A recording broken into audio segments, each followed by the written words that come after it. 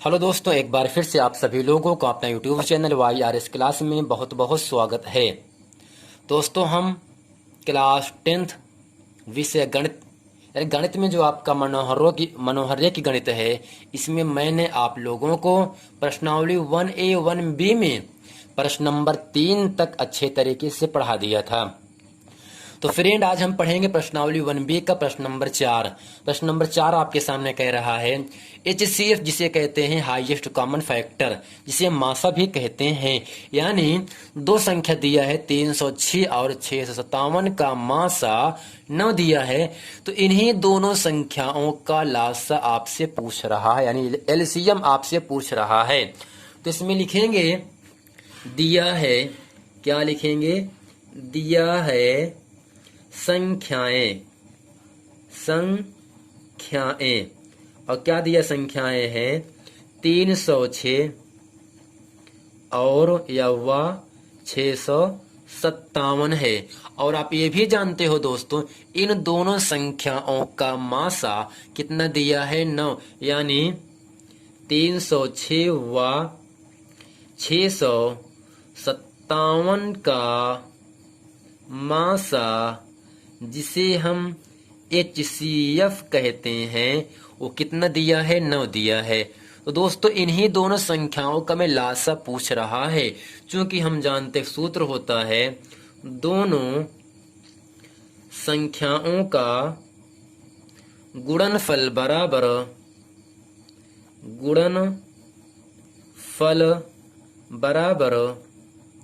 मासा गुणे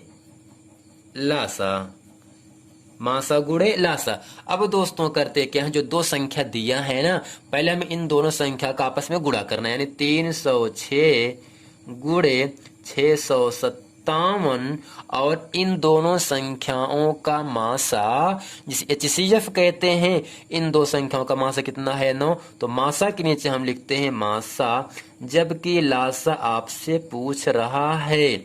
अब करते हैं दोस्तों, लासा का मान निकालने के लिए लासा के साथ 9 गुणे में है, आ जाता है भाग में। तो लिखेंगे इसलिए लासा बराबर 306 गुणे 657। तो लासा निकालने के लिए जो संख्या गुणे में 9 है, वो आ जाता है भाग में। तो यहाँ से लासा बराबर दोस्तों होगा क्या?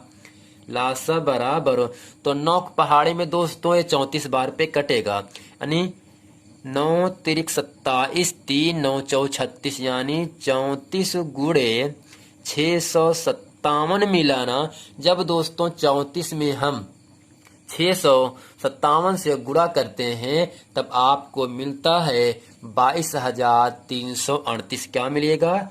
22,338। यही इन दोनों संख्याओं का लासा हो जाता है और इसी प्रश्न का उत्तर भी हो जाता है। दोस्तों, इसमें कुछ नहीं करना था आपको, केवल दो संख्या दिया, दोनों संख्याओं का मासा दिया है और दोनों संख्याओं का लासा पूछ रहा है। क्योंकि इसके पहले की वीडियो में मैंने आपको बताया था, सूत्र होता है दोनों संख्याओं का गुणनफल बराबर मासा गुणे लासा। जो दो संख्या दिया है, इनका हम गुणा कर देते हैं और इन दोनों संख्याओं का मासा 9 है और इन दोनों संख्याओं का लासा पूछ रहा है। तो लासा निकालने के लिए जो संख्या गुणे में है, आ जाता है भाग में, यानी 9 पहाड़े में 306 34 बार पे आता है, 34 गुणे 657। जब दोनों का आपस में गुणा कर देते हैं तो आपको मिलता है 22,338, जो कि इन दोनों संख्याओं का लासा हो जाता है। दोस्तों, उम्मीद करते हैं प्रश्न नंबर 4 अच्छे तरीके से आप समझ गए होंगे। अब चलते हैं प्रश्न नंबर 5 पढ़ते हैं। तो फ्रेंड, प्रश्न नंबर 5 कह रहा है 225, 60 का मासा, जिसे HCF कहते हैं, वो दिया है 225 गुणे 5 माइनस 10 यक्स। तो यक्स का मान ज्ञात कीजिए। यानी दोस्तों, इस पूरे प्रश्न में दो संख्या दिया है और दोनों संख्याओं का मासा जो दिया है वह यक्स के मान पर है ना। तो हमें पहले इन दोनों संख्याओं का मासा निकालना पड़ेगा। क्या निकालना पड़ेगा दोस्तों? मासा निकालना पड़ेगा। तो लिखेंगे यहाँ से सर्वप्रथम 225 और सर्वप्रथम यानी सबसे पहले 225 व 60 का HCF, जिसे मासा कहते हैं, मासा ज्ञात करेंगे। क्या करेंगे? ज्ञात करेंगे। अब दोस्तों करते क्या है? 225 और 60 का। और आप ये भी जानते हो 225 जो है केवल 3 से कटेगा और 5 से भी कटेगा। इसी तरह जो 60 है ये 2 से कटेगा और 2 से कटेगा, 3 से और 5 से कटेगा। यानी जब 225 को हम अभाज्य गुणनखंड करते हैं 3 गुणे 3 गुणे 5 गुणे 5 और 60 का अभाज्य गुणनखंड होता है 2 गुणे 2 गुणे 3 गुणे 5 होता है। यानी अब करना क्या है? इन दोनों संख्याओं का हमें मासा पूछ रहा है। का मासा ज्ञात करना है। अब दोस्तों मैंने आपको बताया था मासा में जो मिले उसको भी लिखते हैं बस केवल। तो 3 यहाँ पर है, 3 यहाँ पर है, तो 3 हुआ मिला। जबकि 5 यहाँ पर है, 5 यहाँ पर भी है, 5 भी मिल रहा है ना, तो 5 को भी लिखेंगे। यानी 3 पचे 15 अर्थात 225 और 60 का मासा 15 आ गया। अर्थात जो 15 है वह बड़ी से बड़ी संख्या है जो दी गई संख्या को पूर्ण रूप से विभक्त कर सकता है। यानी 225 15 से कटेगा और 60 भी क्या होगा? 15 से कट जाता है। अब करना क्या है दोस्तों? जो दो संख्या दिया है ना इसका मासा हम क्या रखेंगे? 15। यानी इन दोनों संख्याओं के जो मासा दिया है वो 15 लिखेंगे। इसलिए 15 बराबर क्या है? 225 गुणे 5 माइनस 10x। अब करते क्या है दोस्तों? 15 को ऐसे लिखेंगे, 5 25, 5 10, 10 2 12, हासिल लगा 1, 5 10, 10 1 11, यानी 1125 माइनस 10x। अब करते क्या है? ये संख्या बाएं तरफ 15 करो पक्षांतर, यानी माइनस 10x। दाएं तरफ है पक्षांतर, बाएं तरफ होगा, यानी पक्षांतर करने पर चिन्ह में परिवर्तन हो जाता है। माने से प्लस 10x आ गया।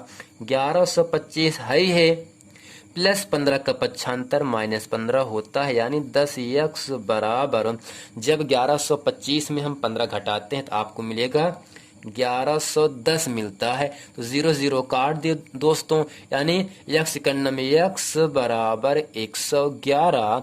यही दोस्तों इस प्रश्न का उत्तर हो जाता है। दोस्तों उम्मीद करते हैं इस वीडियो में प्रश्न नंबर 4 और प्रश्न नंबर 5, प्रश्न नंबर 5 जो है बहुत ही महत्वपूर्ण प्रश्न। एग्जाम में ऐसे प्रश्न 2 नंबर के लिए आपसे पूछा जाता है और हम ये उम्मीद करते हैं इस वीडियो प्रश्न नंबर 4 प्रश्न नंबर 5 का हल अच्छे तरीके से आप समझ गए होंगे।